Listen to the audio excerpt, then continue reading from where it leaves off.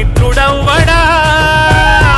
ఎల్లలన్నీ ఎగిరిపోయి ఎల్ల భాషలెరిగి ఉన్న మాతృభాష మధురమెప్పుడు తరిగిపోదురా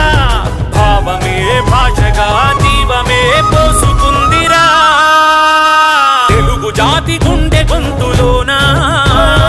తేనెలొలుకు తేట తెలుగువానా పదము విన్న చాలు మనసులోనా పదనిసలే మీటు నర నరానా